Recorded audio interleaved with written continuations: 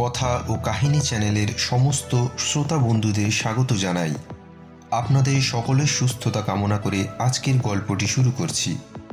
সালটা 1996-এর। কলকাতা শহর তার স্বাভাবিক ছন্দ নিয়ে এগোচ্ছে। তবে ইদানিং খবরের কাগজের শিরোনামে চুরি ডাকাতি আর খুন রাহাজানির মতো ঘটনাগুলি যেন উত্তরোত্তর বেড়েই চলেছে। জানিয়ে পুলিশ কর্তা থেকে শুরু করে দুদে গোয়েন্দারাও ধন্ধে রয়েছে। অন্ধকার ঘুলিকুচিতে চলাফেরাটা শহরবাসীর জন্য দিন দিন আতঙ্কে পরিণত হচ্ছিল। অভিনব কায়দায় ঘটে যাওয়া পরপর দুর্ধর্ষ ঘটনাগুলি দেখে পুলিশ মহল ও গোয়েন্দা বিভাগের কপালে চিন্তার ভাঁজ। তদন্তের কিনারা করতে তাবড়তোড় গোয়েন্দাদেরও অবস্থা তখন নাজেহাল। এমনই সময় কলকাতার অলিগলিতে এক নতুন প্রাইভেট ডিটেকটিভের নাম আলোচিত হতে শোনা গেল, হিমাদ্রি সরকার। শুরুটা তার জন্য যদিও সহজ ছিল না। প্রথমত, ছোটোখাটো চুরি ডাকাতির মতো ঘটনার তদন্ত করেই তার গোয়েন্দাগিরিতে হাতেখড়ি। দারুণ উপস্থিত বুদ্ধিকে কাজে লাগিয়ে একের পর এক তদন্তের রহস্য উদ্ঘাটন করায় চারিদিকে তার খ্যাতি ছড়িয়ে পড়ে। শুরুর দিকে তার কাছে বেশ কিছু আশ্চর্য মজার তদন্তের কেসও আসে। আজ সেরকমই একটা ঘটনা আপনাদের শোনাব। আগস্ট মাসের শেষ দিকের কথা। রবিবারের এক সকালে তার ড্রয়িং রুমের সোফায় চায়ের কাপ নিয়ে বসে হিমাদ্রি। তার সামনে থাকা টেলিভিশনে ক্রিকেট ম্যাচ চলছে। সোফার পাশে থাকা টেলিফোনটা হঠাৎ বেজে উঠল। ফোনটা রিসিভ করতে ওপার থেকে এক মহিলার কোমল স্বর ভেসে এলো। হ্যালো, হিমাদ্রি সরকারের সাথে কথা বলতে চাই। হিমাদ্রি বলল, বলছি, বলুন। মহিলা বললেন, আপনার একটা অ্যাপয়েন্টমেন্ট চাই, তা কখন আসতে পারি? আজ সারাদিনে হিমাদ্রি তার বাড়িতেই থাকছে, হাতে কোনো কেসও নেই। সে বলল, বিকাল 4টের পর আসতে পারেন, ঠিকানাটা লিখে নিন। এই বলে হিমাদ্রি তার ঠিকানাটা মহিলাটিকে দিয়ে দিল। ওপারে থাকা মহিলাটি সম্ভবত একটি কাগজের ঠিকানাটা লিখে নিয়ে ধন্যবাদ জানিয়ে ফোনটা রেখে দিল।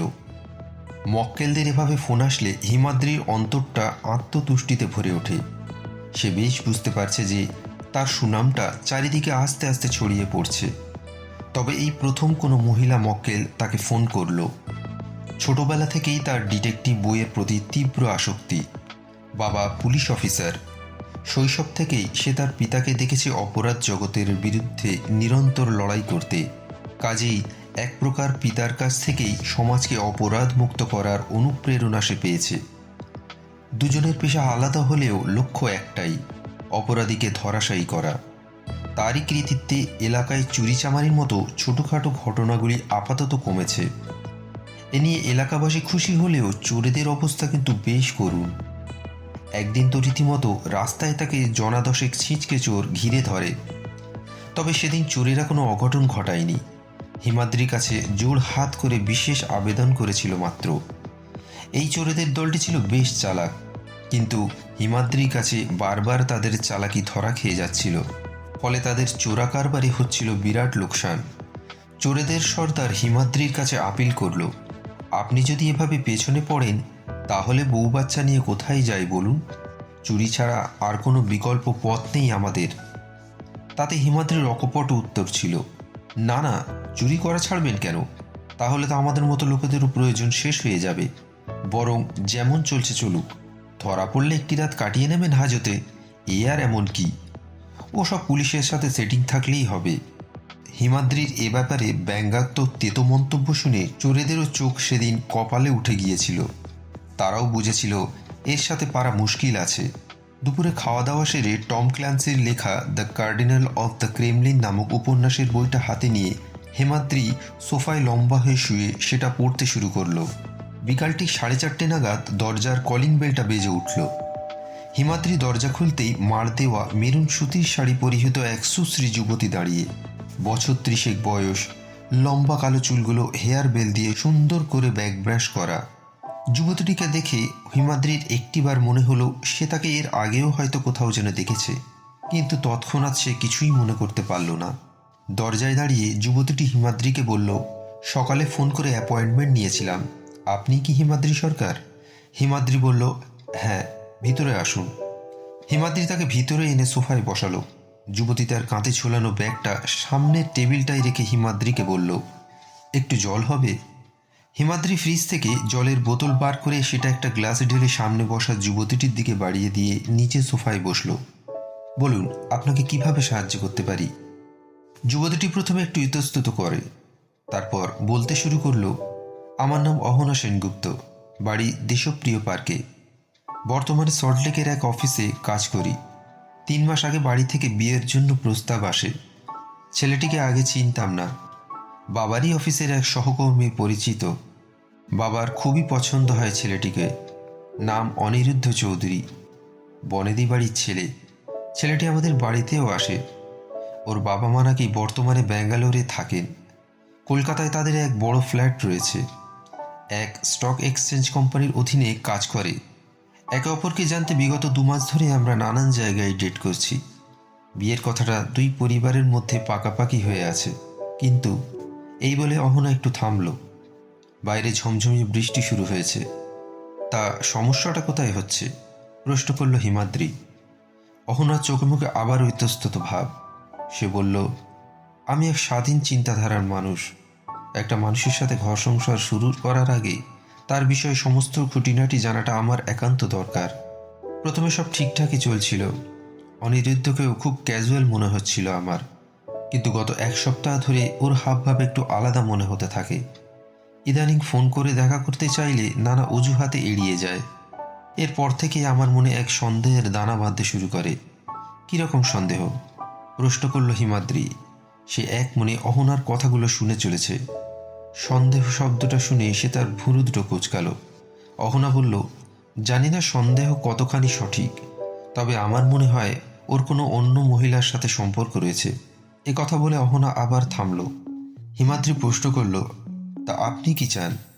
অহনা করুণ মুখ করে বলল, আমি এ ব্যাপারে ভীষণ কনফিউজড হয়ে পড়েছি। Please help me out of this. আপনি কাইন্ডলি যদি একটু খোঁজ খবর নেন এ বিষয়ে।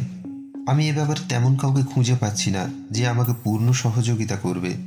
হিমাদ্রি একটুক্ষণ চুপ থেকে বলল, দেখুন, এটা কারোর লাইফের প্রাইভেট ব্যাপার। সময় দিতে হবে। It's also about your future too. যে কাজটা আপনি আমায় দিচ্ছেন তাতে শুধু সন্দেহের বশে আমার পক্ষে কাউকে দোষী সাব্যস্ত করাটা ঠিক হবে না। তার জন্য প্রমাণেরও প্রয়োজন। এ কাজে আমি রাজি আছি, তবে খরচও করতে হবে আপনাকে। একটা কেসে আমার বর্তমান ফি 5,000 টাকা। তাতে অহনা বলে উঠল, আমি 10,000 দিতে রাজি, but you must be sure me about this person. মনে রাখবেন, ব্যাপারটা অনিরুদ্ধের দৃষ্টিগোচরে না আসে। তার জন্য আপনি নিশ্চিন্তে থাকুন। হিমাদ্রি অহনাকে আশ্বস্ত করল। অহনা অনিরুদ্ধের একটা রঙিন ছবি সমেত সমস্ত ডিটেলগুলো একটি কাগজে লিখে কড়কড়ে 500-র 10টা নোট তার ব্যাগ থেকে বার করে হিমাদ্রির দিকে এগিয়ে দিয়ে বলল, এটা হাফ অ্যাডভান্স, বাকিটা কাজ শেষ হলে দেব। হিমাদ্রি টাকাটা হাতে নিয়ে তার থেকে 5টা নোট অহনাকে ফেরত দিয়ে বলল, আমার চার্জ আমি নিচে ঠিক করি, বাড়তি টাকা দেওয়ার কোনো প্রয়োজন নেই। আর হ্যাঁ, আপনার টেলিফোন নাম্বারটা কাগজে লিখে দিন, প্রয়োজনে আপনাকে ফোন করব। অহনা তার ফোন নাম্বার দিয়ে উঠে পড়ল। বাইরে বৃষ্টিটা হালকা থেমেছে। অহনা বাইরে বেরিয়ে ব্যাগ থেকে একটা ছাতা বার করল। হিমাদ্রি উপরে বারান্দায় দাঁড়িয়ে অহনার দিকে তাকিয়ে। অহনা ছাতা মাথায় হাঁটতে হাঁটতে সামনের গলিতে মিলিয়ে গেল। হিমাদ্রি প্রথমে কেসটাকে রিফিউজ করবে বলে ভেবেছিল, কিন্তু অহনার সেই করুণ মুখটা তাকে খানিক বাধ্য করল। মেয়েটার লাইফ নিয়ে কথা বলা যায় না, সত্যিই যদি অনিরুদ্ধের কোনো এক্সট্রা অ্যাফেয়ার থেকে থাকে। চুরি ডাকাতি বা খুন খারাপই এক ব্যাপার, আর এটা সম্পূর্ণ অন্য ব্যাপার। প্রেম জালের এই চক্রব্যূহ তাকে ভেদ করতেই হবে। তবে একটা কথা হিমাদ্রির মনে হয়েছিল, কিন্তু প্রশ্নটা সে স্বইচ্ছায় এড়িয়ে গেছে। অহনাও কি অনিরুদ্ধের প্রেমে পড়েছে? এটা একান্ত ব্যক্তিগত প্রশ্ন। এর উত্তরটা হয়তো এখনই জানা যাবে না। হিমাদ্রি তার নোটবুকটা আলমারি থেকে বার করলো, একটু হোমওয়ার্ক করবে বলে। নতুন কোনো কেস এলেই এই নোটবুকটা নিয়ে সে কেস স্টাডি করে। তাতে সে কেস সম্বন্ধ বিভিন্ন খুঁটিনাটি তথ্য লিখে রাখে মনে রাখার জন্য। আগামীকাল থেকে পুনরায় তাকে এক নতুন অভিযানে বার হতে হবে। পরদিন সকাল 7টায় ঘুম থেকে উঠে হিমাদ্রি ছাদে গেল যোগব্যায়াম করতে। এ অভ্যাস তার দীর্ঘ 10 বছরের। বাবার অনুপ্রেরণায় এই জিনিস সে রপ্ত করতে পেরেছে। তার বাবা তাকে বলে, অপরাধ জগতের বিরুদ্ধে যখন নেমেছিস তখন শত্রুর সাথে মোকাবিলা করার সামর্থ্যটাও তোকে রাখতে হবে। সেই অর্থে বডি ফিটনেস ইজ মাস্ট, নইলে কিসের গোয়েন্দা। যদিও এখনো পর্যন্ত তেমন পরিস্থিতি আসেনি। ঘণ্টাখানেক কসরত করে প্রাতরাশের পর স্নান করে রেডি হলো হিমাদ্রি। বেরোনোর আগে সে তার আলমারি থেকে নিকনের ছোট ক্যামেরাটা বার করে সেটি তার কাঁধের ঝোলাটার ভেতরে পুরে নিল। পকেটে নিল 100-5 টাকা, ওতেই আজ হয়ে যাবে। আজ তার পরনে নীল রঙের পাঞ্জাবি আর সাদা প্যান্ট। ঘড়িতে চোখ রাখল হিমাদ্রি। 10টা বাজে। গন্তব্য সোজা হাজরা। বাস ধরে হাজরা পৌঁছতে তার সময় লাগলো আধ ঘন্টা। এখানেই অনিরুদ্ধের অফিস। বিল্ডিংয়ের নামটা সে জানে। গতকাল সমস্ত ডিটেল অহনা তাকে কাগজে লিখে দিয়েছিল। রাতে হিমাদ্রি পুনরায় সেগুলিকে তার নোটবুকে তুলে নিয়েছিল। বিল্ডিংয়ের ঠিক সামনেই এক চায়ের দোকান। প্রায় 1 ঘন্টা ধরে সে ওই চায়ের দোকানের বেঞ্চিটাতে বসে অনিরুদ্ধের বেরোনোর অপেক্ষায় রয়েছে। এর মধ্যে 2 কাপ চা আর 3টে সিগারেট খাওয়া হয়ে গেছে তার। চা বিক্রেতা নরেন্দার সাথে হিমাদ্রি বেশ ভাব জোড়ালো। ঠিক বেলা 12টায় অনিরুদ্ধ বেরোলো বিল্ডিংয়ের অফিস থেকে। তাকে একবারই দেখে চিনতে বিশেষ অসুবিধা হলো না হিমাদ্রির। ফর্সা দোহারা চেহারা, শরীরের কি ফিটনেস! বাইসেপসগুলো দেখার মতো করেছে ছেলেটি। গালে হালকা দাড়ি, স্মার্ট আর হ্যান্ডসাম বটে। রাস্তা পার করে অনিরুদ্ধ এলো চায়ের দোকানের সামনে। সে তার কানে একটা মোবাইল ফোন ধরে কথা বলায় ব্যস্ত। এদিকে হিমাদ্রি তার দিকে একদৃষ্টে চেয়ে নিরীক্ষণ করে চলেছে। কথা বলার সময় অনিরুদ্ধের মুখের হাসি আর ভঙ্গিটা সন্দেহজনক ঠেকল হিমাদ্রির। নিশ্চয়ই কোনো মহিলার সাথেই বাক্যালাপ হচ্ছে তার। তবে ওই মহিলা তার কোনো পরিচিত বন্ধুও হতে পারে। অনিরুদ্ধ একটা সিগারেট ধরালো। প্রায় মিনিট 5 কথা বলার পর অনিরুদ্ধ ফোন রাখল। রাস্তার যানজটের শব্দে কথাগুলো আবছা শোনা যাচ্ছিল। তবে শেষের কথাগুলো শুনে হিমাদ্রি বুঝল যে ফোনের উপারে থাকা আগন্তুকের সাথে বিকালে অনিরুদ্ধ দেখা করছে। স্থান ও সময়টা ঠিক বোঝা গেল না। অনিরুদ্ধ 1 কাপ চা খেয়ে আবারও বিল্ডিংয়ের ভেতরে চলে গেল। বিকাল পর্যন্ত হিমাদ্রিকে এ তল্লাটে কাটাতে হবে। ঢের সময় আছে তার হাতে। সে তার ঝোলা থেকে উপন্যাসের বইটা বার করে আরেক কাপ চায়ের অর্ডার দিল। গত 4 ঘন্টায় অনিরুদ্ধ 2বার নিচে এসেছিল চা সিগারেট খেতে। তৃতীয়বার এসে যখন নামে তখন ফোনে বেশ বিরক্তি নিয়ে ইংরেজিতে কথাবার্তা বলছিল। রীতিমতো হুমকি বলা চলে। বিকাল 4টে নাগাদ অনিরুদ্ধ তার অফিস থেকে বার হলো। বিল্ডিংয়ের সামনেই রাখা সাদা অ্যাম্বাসাডারে গিয়ে সে বসল। হিমাদ্রি 1 মুহূর্ত দেরি না করে একটা ট্যাক্সি ধরল। হলুদ ট্যাক্সি ধাওয়া করে চলেছে সাদা অ্যাম্বাসাডারটিকে। ময়দান পেরিয়ে সাদা গাড়িটা থামল। গড়ের মাঠের ধারে গাড়িটি দাঁড়িয়ে। হিমাদ্রির হলুদ ট্যাক্সিটা তখন সাদা গাড়িটার থেকে 50 মিটার দূরে। সামনের সিটে বসা অনিরুদ্ধ বার 2 সামনে পেছনে তাকালো। হঠাৎ পাশ থেকে এক মহিলা গাড়ির সামনের দরজায় এসে দাঁড়ালো। মহিলাটি ঝুঁকে বেশ খানিকক্ষণ কথা বলল অনিরুদ্ধের সাথে। তারও বয়স অনিরুদ্ধের মতনই। এই সুযোগে হিমাদ্রি তার ঝোলা থেকে ক্যামেরাটা বার করে দুজনের গোটা আষ্টে ক্লোজ আপ শট তুলে নিল। মহিলাটি এবার সাদা গাড়ির সামনের সিটে উঠে বসতে গাড়িটি ইউটার্ন নিয়ে হাজরার দিকে এগিয়ে চলল। হিমাদ্রিও ট্যাক্সি ড্রাইভারকে ইশারা করলো গাড়ির পেছনে যাওয়ার জন্য। টালিগঞ্জ পেরিয়ে সাদা গাড়ি গিয়ে থামল লেক গার্ডেন্সের একটি দোতলা বাড়ির সামনে। দুজনে নেমে ঢুকলো বাড়ির ভেতরে। সন্ধ্যা হয়ে এসেছে। দুজনে বাড়ির ভেতরে ঢুকে যেতে হিমাদ্রিও খানিক পরে ট্যাক্সির ভাড়া চুকিয়ে দিয়ে দোতলা বাড়ির 4-5টা পায়চারি করতে লাগলো। এখানেই অনিরুদ্ধের ফ্ল্যাট। অহনা তাকে এ ঠিকানাই দিয়েছিল। বাড়ির পেছন দিকটায় একটা ফাঁকা জায়গা রয়েছে। তার শেষ প্রান্তে একটা ছোট্ট 1 কামরা ঘর। ঘরটা সম্ভবত খালি। কোনো পার্টি অফিসারই ক্লাব হবে। এদিকটা বেশ নির্জন। হিমাদ্রি আশপাশটা ঘুরে দেখতে 20 হাত দূরেই এক ইলেকট্রিক পোল দেখতে পেল। সেই পোলের পাশেই শোয়ানো একটা মই। হিমাদ্রি আশেপাশে দেখে নিয়ে মইটা নিয়ে গিয়ে ওই ছোট্ট ঘরের কার্নিশটায় গিয়ে ছাঁটিয়ে দিল। মইটা বেশ পুরনো। এই বর্ষার বৃষ্টিতে সেটার অবস্থা বেশ শোচনীয়। 10টা ধাপ উঠেই হিমাদ্রি সেই ঘরের ছাদে পৌঁছে গেল। সামনে অনিরুদ্ধের দোতলা ঘরটা এখান থেকে বেশ পরিষ্কার দেখা যাচ্ছে। 2 কামরা ঘরে লাইট জ্বলছে। জানালাগুলি খোলা। প্রথম ঘরটা একটা ডাইনিং রুম বলে মনে হলো হিমাদ্রির। কার্নিশটা আড়াল করে বসে হিমাদ্রি। তার হাতে ক্যামেরা রেডি করা। কপাল ভালো হলে তবেই এই আলোতে ছবি বোঝা যাবে। একটু পরেই অনিরুদ্ধ ও মহিলাটি এসে সোফায় বসল। অনিরুদ্ধের হাতে 2টি চায়ের পেয়ালা ধরা। তার একটি সে মহিলাটির দিকে এগিয়ে দিল। এরপর বেশ কিছুক্ষণ তাদের মধ্যে কথাবার্তা চলল। ক্যামেরা ফুল জুম করে হিমাদ্রি আবারও বেশ কয়েকটা ছবি তুলে দিল। প্রায় ঘণ্টাখানেক এভাবেই চলল সব। 7:30 নাগাদ দুজনে উঠে পড়তে হিমাদ্রিও সাথে সাথে সেই মচমচ করা মইটি ধরে নিচে নামল। সে বুঝে গেছে যে এই মই নিয়ে দ্বিতীয়বার উঠতে গেলেই নির্ঘাত সেটা মচ করে ভেঙে যাবে। হিমাদ্রি সন্তর্পণে দোতলা বাড়ির পাশে গিয়ে দাঁড়াতে দেখতে পেল দুজনকে। রাস্তার ধারে অনিরুদ্ধ দাঁড়িয়ে একটা ট্যাক্সি ধরে তাতে ওই মহিলাকে তুলে তাকে হাত নেড়ে বিদায় জানিয়ে আবার ঘরে ঢুকে গেল। হিমাদ্রি হাঁটা দিল মেন রোডের দিকে। সামনে একটা বাস আসতে দেখে সে উঠে পড়ল তাতে। রাসবিহারী এভিনিউতে তাকে একবার যেতে হবে ফিল্মগুলো ডেভেলপ করার জন্য। কাল সকালে ওগুলো তার চাই। একটু পরই তেড়ে বৃষ্টি নামল। বাইরে বজ্রপাত সহ বৃষ্টি, সঙ্গে ঝোড়ো হাওয়া। বর্ষায় লেক গার্ডেন্সের বাতাসের গন্ধটা যেন মনে এক আলাদাই অনুভূতি এনে দেয়। রাতে অহনার ফোন এসেছিল। কেসের আপডেট জানতে চাইল সে। হিমাদ্রি তার সঙ্গে সকালে দেখা করার কথা বলল। সাথে কিছু ছবিও আছে তাকে দেখাবার জন্য।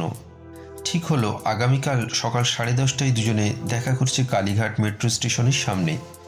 ফোনটা রেখে হিমাদ্রি তার খাটে গিয়ে শুয়ে পড়ল।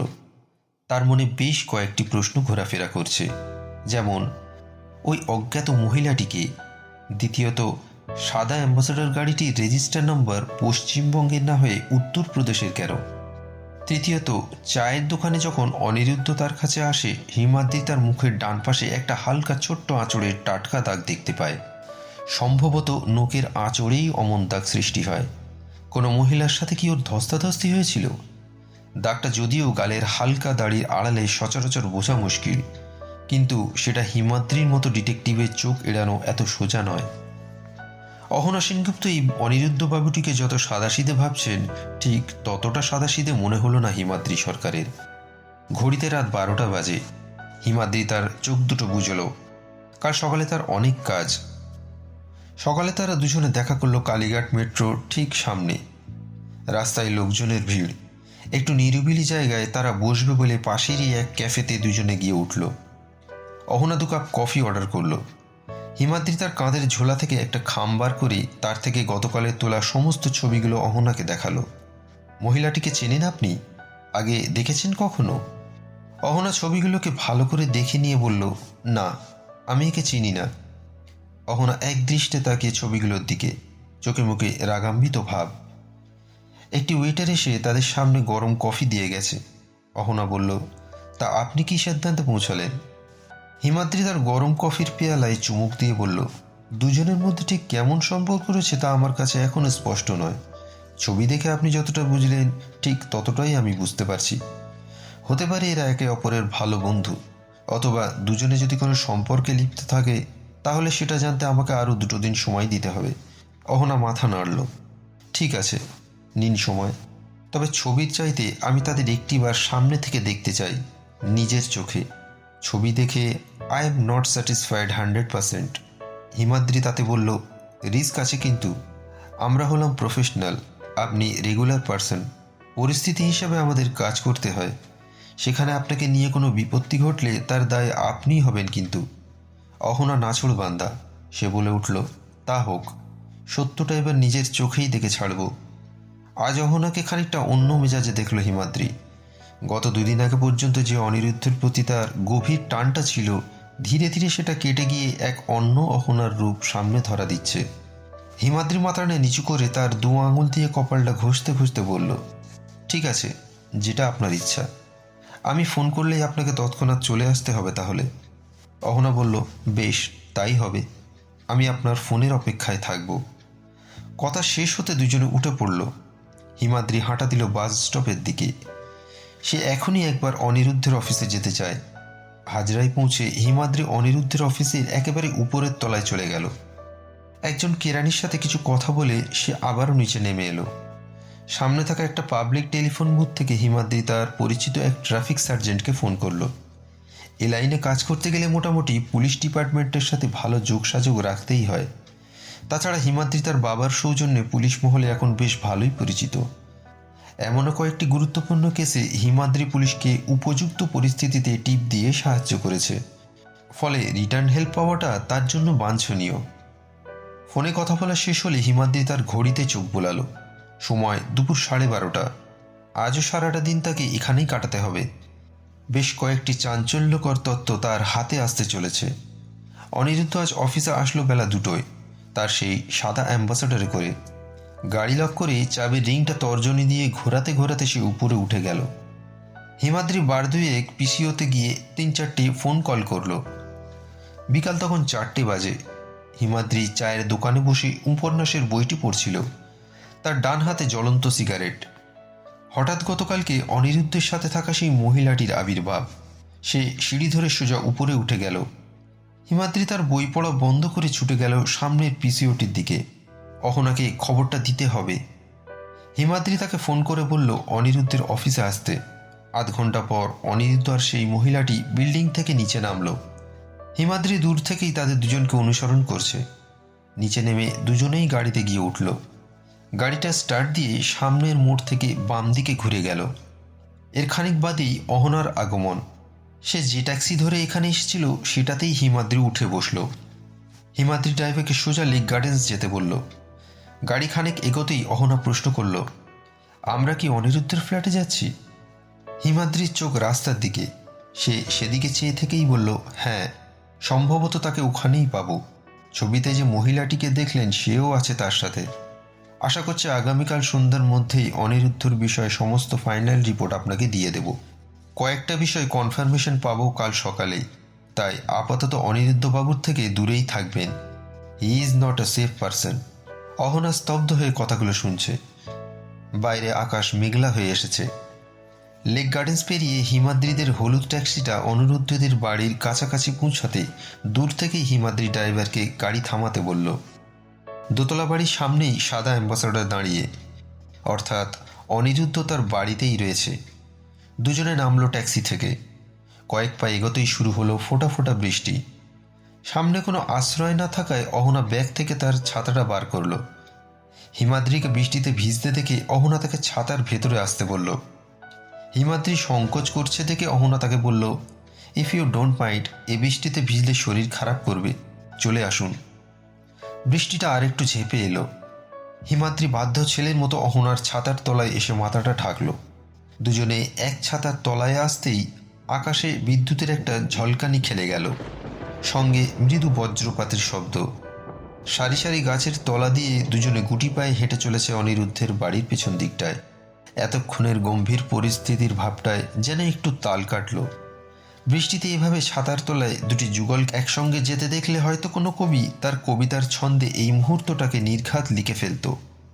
গতকাল হিমাদ্রি যে ফাঁকা ঘরটার ছাদে উঠেছিল, দুজনে এসে থামল সেই ঘরটার সামনেটায়। সে বেশ বুঝতে পারছে তার হৃদস্পন্দনটা একটু একটু করে বাড়ছে। অহনাও চুপচাপ দাঁড়িয়ে। অহনার গরম নিঃশ্বাস হিমাদ্রির বুকে এসে পড়ছে। সে তার জীবনে এই প্রথম অজানা কোনো মহিলার এত কাছে এলো। আসলে সে আগাগোড়াই মেয়েদের প্রতি দুর্বল প্রকৃতির। কলেজের ফার্স্ট ইয়ারে তনয়া নামে এক মেয়ে ওর প্রেমে পড়েছিল, কিন্তু হলে কি হবে, প্রেমের পটা কোথায় বসালে প্রেমটা যে জমে সেটাই তার জানা ছিল না। ফলে জীবনে এখনও সে একা। হঠাৎ অহনা হিমাদ্রিকে প্রশ্ন করল, আপনার বিয়ে হয়ে গেছে? অহনার এই প্রশ্নে হিমাদ্রি একটু থতমত খেল। মৃদু হাসি মিশিয়ে সে উত্তরটা দেওয়ার চেষ্টা করল, না, এখনো নয়। অহনার আবারও অকপট প্রশ্ন, কোনো গার্লফ্রেন্ড আছে নাকি? হিমাদ্রি আবার হোঁচট খেল। বলে কি মেয়েটা? তবুও সে উত্তর দিল, না, সেটাও নেই। তাহলে এখনো সিঙ্গেল আছেন? একা থাকতে ভালো লাগে মনে হয় আপনার। এটা আবার কেমন মন্তব্য? অহনা কি তার সাথে ফ্ল্যাট করছে নাকি? হিমাদ্রি একটু অস্বস্তি ফিল করল। তাকে চুপ করে থাকতে দেখে অহনা তার দিকে দুপলক দৃষ্টিতে দেখল। মিনিট 10 পর বৃষ্টিটা একটু থামল। হিমাদ্রি গতকালের মতো আজও ল্যাম্পপোস্টের ধারে রাখা সেই মইটি নিয়ে একতলা ঘরের কার্নিশে ঠেকালো। হিমাদ্রি অহনাকে নিচে অপেক্ষা করতে বলে উপরে উঠতে যাচ্ছিল। হঠাৎ অহনা বলে উঠল, সেও উপরে উঠবে। হিমাদ্রি পড়ল সমস্যায়। এ মইতে উঠতে গিয়ে পা ফসকে পড়লেই বিপদ। অহনা বলল সে উঠবেই। হবু বর কোনো কুকীর্তিতে লিপ্ত কিনা সেটা সে আজ চাক্ষুষ করবেই। কোনো রকমে দুজনে সন্তর্পণে মই বেয়ে উঠল উপরে। সামনেই অনিরুদ্ধদের ফ্ল্যাটের দোতলার ড্রয়িং রুমের জানালা খোলা। সেই জানালার ভেতরে ঘটে চলা অন্তরঙ্গ ঘনিষ্ঠের দৃশ্যটা দেখে অহনা থ হয়ে দাঁড়িয়ে রইল কিছুক্ষণ। সে যেন তার চোখ দুটোকে বিশ্বাস করতে পারছিল না। মাথাটা একটু ঘুরে উঠল অহনার। সে তার হাতটা দিয়ে হিমাদ্রির একটা হাতকে শক্ত করে ধরল। তার দু চোখে জমে কয়েক ফোঁটা অশ্রু। হিমাদ্রিও অহনার হাতটা শক্ত করে ধরে নিল। অহনার বিশ্বাসে যে এভাবে শ্বাসরোধ করা হবে সে হয়তো কোনোদিন কল্পনাও করেনি। হিমাদ্রি অহনাকে যেন এই অবস্থায় আর দেখতে পারছে না। সে বলে উঠল, আসুন, নিচে নামতে হবে। অহনা পুরোপুরি এক আকস্মিক মানসিক আঘাতে বিধ্বস্ত। এ পরিস্থিতি একজন নারীর কাছে যে কতটা বেদনাদায়ক হতে পারে তা আর বলার অপেক্ষা রাখে না। পরদিন বিকালে হিমাদ্রি অহনাকে একটা ফোন কল করলো। সে তাকে জানালো যে তার তদন্ত শেষ হয়েছে। ঠিক হলো দুজনে কালীঘাট মেট্রোর সেই কফি শপটায় দেখা করবে। বাইরে ঝিরিঝিরি বৃষ্টি শুরু হয়েছে। ছাতাটা সঙ্গে করে আধ ঘন্টায় হিমাদ্রি সেখানে পৌঁছাতে সে দেখল অহনা সেখানে বসে। অহনাকে দেখতে আজ অনেকটা স্বাভাবিক মনে হলো হিমাদ্রির। অহনা যেন তার পুরনো সম্পর্কের আড়ষ্টতাটাকে কাটিয়ে উঠেছে। হাতের খোলা ছাতাটা ফোল্ড করে হিমাদ্রি গিয়ে বসল টেবিলটায়। হিমাদ্রি বলা শুরু করল। অনিরুদ্ধ উত্তরপ্রদেশের সাহারানপুরের বাসিন্দা। তার আসল নাম পবন ঢোলাকিয়া। কিশোর অবস্থা থেকেই তার নানান জালিয়াতি কর্মকাণ্ডে হাতেখড়ি। কলকাতা শহরে সে ছদ্মনাম নিয়ে ঘুরছিল। বেশ কয়েকটি রাজ্যের আঞ্চলিক ভাষা তার ভালোভাবে রপ্ত। একাধিক এলাকার থানায় তার নামে ডায়েরি করা রয়েছে। বিশেষত সে যুবতীদেরকেই তার টার্গেট বানাতো। তাদের সাথে প্রথমে ঘনিষ্ঠতা বাড়িয়ে তারপর তাদেরকে বিয়ের প্রস্তাব দিত। নিজেকে এক আদর্শ পরিবারের সন্তান প্রতিপন্ন করতে সে ভাড়ায় অভিনেতা ও ফ্ল্যাট জোগাড় করত। এভাবেই সে বেশ কয়েকজন যুবতীকে বিয়েও করে। তারপর একটা সময় সুযোগ বুঝে তাদের গয়নাগাটি, টাকা পয়সা আত্মসাৎ করে আবার অন্য রাজ্যে চম্পট দিত। অনিরুদ্ধের গাড়ির রেজিস্টার নম্বর থেকে আমার কিঞ্চিত সন্দেহ হয়। আমার পরিচিত এক ট্রাফিক সার্জেন্টের সাহায্যে লোকাল আরটিওর মারফত খবর পাই যে গাড়িটির আসল মালিক সাহারানপুরেরই এক হিরে ব্যবসায়ী। পরে খবর নিয়ে জানতে পারি তার মেয়ের সাথেও সে একই কায়দায় প্রতারণা করে।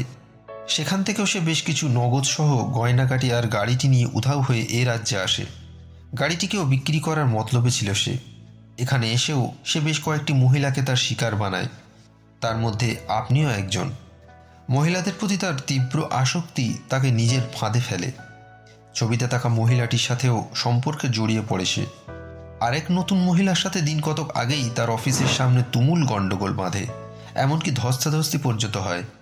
অনিরুদ্ধের গালে আঁচড়ের দাগ দেখে আমি এ ব্যাপারে নিশ্চিত হই। ঘটনাটা অনিরুদ্ধের অফিসের সামনের চাওয়ালা নরেন্দার কাছ থেকেই আমি জানতে পারি। নরেন্দাই বলে, মহিলাটিকে পবন বছরখানেক আগেই নাকি বিয়ে করেছিল। তারপর তার কাছ থেকে তার সর্বস্ব লুট করে নিয়ে সে সেখান থেকে পালিয়ে যায়। মহিলাটি গোপন সূত্রে সন্ধান পেয়ে তার অফিসে এসে তাকে পাকড়াও করে, এমনকি পুলিশে ধরিয়ে দেবে বলেও হুমকি দেয়। সেদিন থেকে নাকি ওই মহিলাটির আর কোনো সন্ধান পাওয়া যাচ্ছে না। সন্দেহটা আরও তীব্র হয় যখন ওই অফিসের এক কেরানির কাছে ওর সম্বন্ধে একটা কথা জানতে পারি। প্রথমে সেই কেরানি কিছু বলতে চায়নি। একটা 100 টাকার নোট পকেটে গুঁজে দিতেই সে আসল কথাটা বলে ফেলে। অফিসটা আসলে অনিরুদ্ধের এক বন্ধুর। অনিরুদ্ধ কেবল এখানে আড্ডা দিতে আসে। ওর অফিসের সেই বন্ধুটিও বিশেষ সুবিধার না। সেও এই ধরনের কর্মকাণ্ডে যুক্ত। পবনের পুরো ব্যাপারটাই আমি থানায় ইনফর্ম করি। কাল রাতেই ওকে লোকাল থানার পুলিশ এক নাইট ক্লাব থেকে তুলে নিয়ে গ্রেফতার করে। আপাতত সে পুলিশ হেফাজতে রয়েছে। আপনি লাকিলি এই সাংঘাতিক লোকটির কবল থেকে মুক্তি পেয়ে গেছেন। এই বলে হিমাদ্রি তার কথা শেষ করল। অহনার মুখটা বিস্ময় ভরা। খানিক বাদে সে এক স্বস্তির নিঃশ্বাস ফেলে তার ব্যাগ থেকে হিমাদ্রির পাওনা বাকি টাকাটা বার করে তার সামনে বাড়িয়ে দিল। হিমাদ্রি খানিকটা হেসে টাকাটা অহনার হাত থেকে নিয়ে বলল, থ্যাঙ্কস। মন খারাপ করবেন না ম্যাডাম। জীবনে ঠকেই তবে মানুষ কিছু শেখে। আমাদের সমাজের চারপাশে এমন অনেক পবন আর অনিরুদ্ধের মতো লোক আছে ঠিকই, কিন্তু আমাদের মনে রাখা দরকার যে সঠিক সময় একটা সঠিক সিদ্ধান্তই অনেকেরই জীবন সুরক্ষিত করতে পারে। অতএব লাইফে হ্যাপি থাকুন আর আগে বাড়ুন। তবে হ্যাঁ, আর কোনোভাবে যদি আপনাকে সাহায্য করতে পারি তাহলে নিশ্চয়ই জানাবেন। অহনা হিমাদ্রিকে হঠাৎ একটা প্রশ্ন করে বসল। 1988-র আশুতোষ কলেজের ফার্স্ট ইয়ারের তনয়ের কথা মনে আছে আপনার? প্রশ্নটা শুনে হিমাদ্রির বুকের ভিতরটা ছ্যাদ করে উঠল। সে কথার খেই হারিয়ে বলে উঠল, তনয়া মজুমদার? কেন বলুন তো? অহনা হিমাদ্রি এ কথায় একটু হাসল। আপনার মনে আছে কলেজের ফেস্টের দিন ক্যাম্পাসেও আপনার কাছে ফ্রেন্ডশিপ রিকোয়েস্ট নিয়ে এসেছিল? আপনি তখন হয়তো ব্যাপারটা বুঝতে পারেননি যে ক্লাসের বেশ কয়েকটি মেয়ের ক্রাশ ছিলেন আপনি। হিমাদ্রি অবাক হয়ে ধরা গলায় বলল, তা আপনি এত কিছু দেখলেন তো? আপনার মতো গোয়েন্দাকেও কেমন চমকে দিলাম। যেদিন আপনার বাড়ি প্রথম গেলাম ভেবেছিলাম কলেজের পরিচয়টা আপনাকে দেব, তারপর ভাবলাম সেটা না হয় গুপ্ত রাখি, দেখি গোয়েন্দার চোখে ফাঁকি দিতে পারি কি না। অহনা সাসপেন্সটা আরও বাড়িয়ে দিল। তার মুখে এক কোমল হাসি। হিমাদ্রিকে একটু বিচলিত হতে দেখে সে তার রহস্যটা ভেদ করল। আসলে ওই দিন তনয়ের সাথে আমিও ছিলাম তার পাশে। আপনি হয়তো ঠিকঠাক খেয়াল করেননি তখন। এতক্ষণে হিমাদ্রি বুঝতে পারল, তাই তো, অহনাকে সে যেন আগেও দেখেছে কোথাও, কিন্তু ঠিক কোথায় সেটা মনে পড়ছিল না। 8 বছর আগের ঘটনা। অহনা বলে চলল, যদিও আমি সুরেন্দ্রনাথ কলেজে পড়েছি, তবে ও আর আমি ছোটবেলায় একই স্কুলে বন্ধু ছিলাম। কলেজে সেবার খুব ঘটা করে ফেস্টের আয়োজন হওয়ায় ও আমায় ইনভাইট করে ওর কলেজে আসার জন্য। এসে দেখি আপনাদের কাণ্ডটা। হিমাদ্রির ঠোঁটের কোণে একটা হালকা হাসি ফুটল। অহনা বলল, তনয়ের তো গেল বছর বিয়ে হয়ে গেল, আমাকেও ইনভাইট করেছিল। সেদিনকেও সে আপনার কথা মনে করছিল। ওর কাছেই তখন শুনেছিলাম গোয়েন্দা হিসেবে শহরে আপনার এখন বেশ খ্যাতি। তাই আমি এই সমস্যায় পড়তে তনয়াই আমাকে আপনার ব্যাপারে সাজেস্ট করে। ও শুধু বলল, he is a honest person, তোর সমস্যার সমাধান ও ঠিক করবে। কলেজের কিছু পুরনো স্মৃতিতেই সময়ের ব্যবধানে পড়ে যাওয়া ধুলোগুলো আবারও যেন সরে গিয়ে দুজনের মনটাকে অনেকটাই ঝলমলে আর পরিষ্কার করে দিল। অহনা হিমাদ্রিকে বলল, এ বয়সে একজন মানুষের বিশ্বস্ত জীবনসঙ্গী থাকাটা অত্যন্ত জরুরি। সমস্যা শুধু ওই একটাই, এ সমাজে বিশ্বস্ত মানুষের বড়ই অভাব। অহনা একদৃষ্টে তাকিয়ে হিমাদ্রির দিকে। হিমাদ্রি বলল, নতুন করে আপনার সাথে দেখা হয়ে পুরনো অনেক স্মৃতি মনে পড়ে গেল।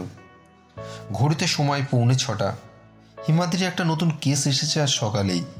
সে ক্লায়েন্টকে সন্ধ্যা 7টায় টাইম দিয়েছে তার বাড়িতে আসার জন্য, তাই তাকে উঠতে হলো। বাইরে এখনও ঝিরিঝিরি বৃষ্টি হয়ে চলেছে। ছাতাটা হাতে নিয়ে হিমাদ্রি আগে বাড়তে অহনা তাকে বলে উঠল, আজ ছাতাটা ভুলে রেখে এসেছি, বাস স্টপ পর্যন্ত যাব, যদি একটু এগিয়ে দেন। হিমাদ্রি অহনাকে না করতে পারল না। ভেজা কলকাতা শহরের রাস্তায় সন্ধ্যার এই আবহে দুই যুগলকে হাঁটতে দেখলে নিশ্চয়ই কোনো কবি তার কবিতায় হিমাদ্রি আর অহনার জন্য দুটো ছন্দ অবশ্যই লিখে যেতেন। দেখা হবে পরবর্তী নতুন গল্পে। আজকে আপনাদের গোয়েন্দা কাহিনীর সংকলন থেকে হিমাদ্রি সরকারের এই ছোট্ট গল্পটি শোনালাম। পরবর্তীতে হিমাদ্রি সরকার সমগ্রের আরও দুর্ধর্ষ ও রহস্য রোমাঞ্চ গল্পগুলি নিয়ে আমরা শীঘ্রই উপস্থিত হব। গল্পটি যদি আপনাদের ভালো লেগে থাকে তাহলে ভিডিওটিতে একটি লাইক দিন, ভিডিওটি শেয়ার করুন এবং এই ধরনের আরও অডিও স্টোরি শুনতে এই চ্যানেলটিকে অবশ্যই সাবস্ক্রাইব করুন। ভালো থাকুন, সুস্থ থাকুন।